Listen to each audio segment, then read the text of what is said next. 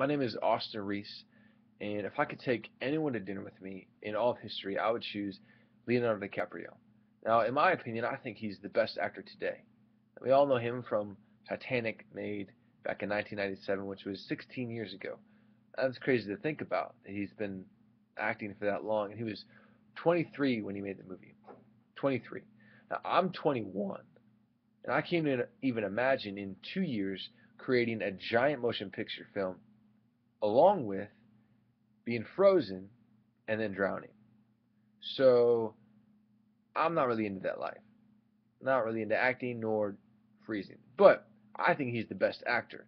And my reason being is his career is so diverse. All his roles just cover a wide emotional range and a wide dramatic range of characters, and you never really know what to expect from him when the movie clicks play and you sit down and the film starts rolling. Now, a couple of movies he's been involved in, and the main leading role, Romeo and Juliet. Do you remember that movie? They recreated Shakespeare's obviously famous play. So Romeo and Juliet, got Titanic, Catch Me If You Can, The Departed, Blood Diamond, Inception, Shutter Island, and then the new upcoming film, The Great Gatsby, which personal fan favorite, the book that is, F. Scott Fitzgerald, shout out. But his career is so diverse, and all the movies I listed, some of them might be similar, like you take Shutter Island and Inception, you put them next to each other, and yeah, he plays the detective in both of them, and yeah, he has to find something out, and yeah, he has to create and find an end goal, but really, they're really not that alike, and they're so different.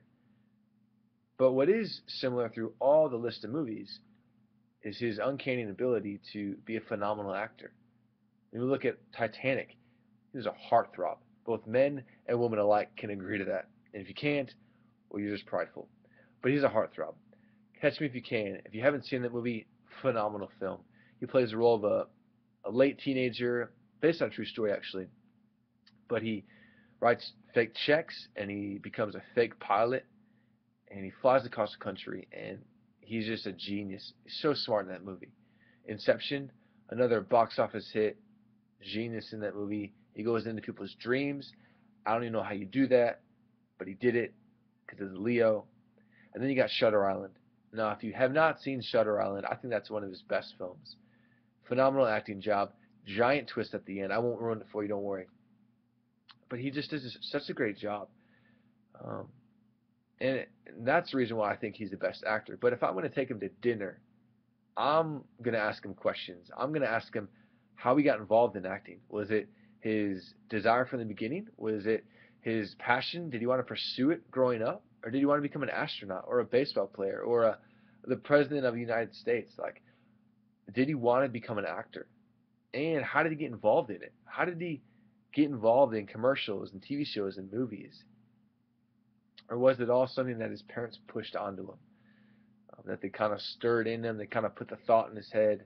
And I mean, these are just questions I would ask just to pick him apart, to get to know him on a more personal level. Because when it comes down to it, there are a lot of things I admire about Leo, but I don't know him personally. I mean, I admire his ability to be talented, his ability to be diverse, and to play a smart role, and to be a heartthrob, and to be a phenomenal actor. But I mean, he could not be these things in real life. But I do admire Leo on the big screen, like I said, of his talent and his diversity. I also admire his classiness, and his ability to be a gentleman.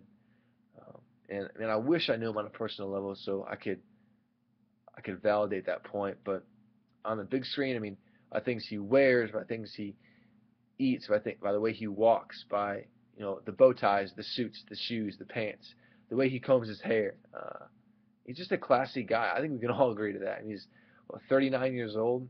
Um, maybe not even that old, but I mean, he has a great career ahead of him, and how Leonardo DiCaprio relates to me, I guess how I relate to him is, I mean, I aspire to become a classy gentleman. I aspire to be talented. I aspire to be diverse, not just be a one-track minded guy. I mean, I want to teach high school math, but I don't want to just teach math. I mean, I don't want to just be good at math. I want to be good at science. I want to be good at reading. I want to be good at history. I want to be informed on our culture, be informed on the government, be informed on our nation, be informed about God, and be informed about how to share God and how to tie in culture to God and how to tie in God to culture and how to relate with people and how to communicate with people. I don't just want to be a one-track minded guy. And I want to be talented. I mean, I consider myself to be talented. I think we all do. But I mean, I love to play instruments. I love to play sports. I think I'm pretty good at them. Now, you might listen to me play guitar. You might watch me play football and think completely otherwise. But that's that's up to you. But for me, I mean, I know that each and every one of us has talents and gifts and abilities that God's given us to display. Um, like you could be very good at reading, and I could be very good at football, or vice versa. But neither one of us are elevated than the other. But going back to Leo, and he's very talented, very diverse, very classy, and these are attributes that I aspire to be, and ultimately growing just to the fullness of who God wants me to be. And if it's to be talented and diverse and classy, then great. But I mean, I want to honor God in the way that I talk and relate and act with both men and women alike. Um, so that's a little bit about me and about Leonardo DiCaprio that you may not have known. A little fun fact, but Leonardo DiCaprio, hands down, the best actor.